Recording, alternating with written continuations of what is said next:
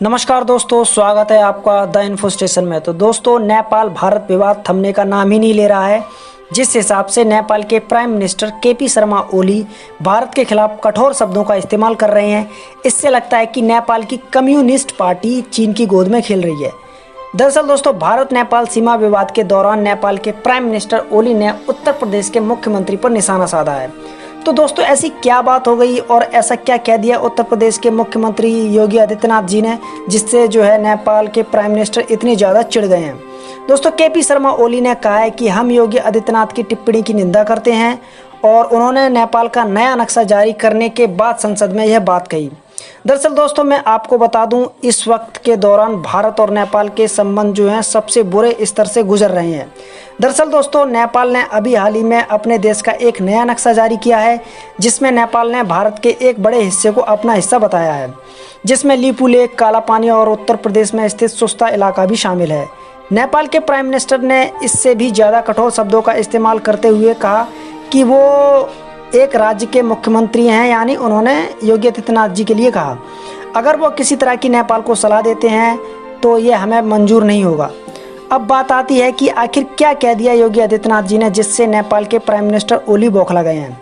तो दोस्तों, उत्तर प्रदेश के मुख्यमंत्री ने नेपाल की सरकार को चेतावनी देते हुए कहा था कि नेपाल की सरकार को अपने देश की सीमा को तय करने से पहले उससे होने वाले नतीजों के बारे में सोच लेना चाहिए, और आगे कहा कि नेपाल को तिब्बत के साथ हुए हश्र को नहीं भूलना चाहिए। दरअसल दोस्तों, चीन ने 1950 में तिब्बत पर हमला कर दिया था और उस पर कब्जा कर लिया। जिस तरह से नेपाल चीन की जुबानी बोल रहा है, यह एक चिंता का विषय है। योगी आदित्यनाथ जी ने कहा कि भारत नेपाल के सदियों पुराने संबंध हैं, भले ही देश अलग अलग हों, लेकिन दोनों देशों की आत्मा एक है। योगी आदित्यनाथ ने सिर्फ नेपाल को चीन से सावधान रहने को कहा, लेकिन केपी शर्मा ओली को योगी आदित्यनाथ जी की बात को बहुत बुरी लग गई। दोस्तों, जैसा कि हम सब जानते हैं, चाइना का व्यवहार, चाइना का रवैया किस तरह से उसके पड़ोसी देश देश हैं उनके साथ रहा है, और जिस हिसाब से चाइना ने तिब्बत पर कब्जा किया था, तो वहाँ के तिब्बत के दलाई लामा थे, उन्होंने भारत में आके शरण ली। और उसके अलावा भी कोरोना वायरस की वजह से और भी अदर कॉन्फ्लिक्ट होती रहती है चाइना में और उसके पड़ोसियों में, यह एक बहुत ही चिंता का विषय है। दोस्तों, आपको बता दूं, चीन में तो कम्युनिस्ट पार्टी की सरकार है ही, साथ ही में नेपाल में भी कम्युनिस्ट पार्टी की सरकार है।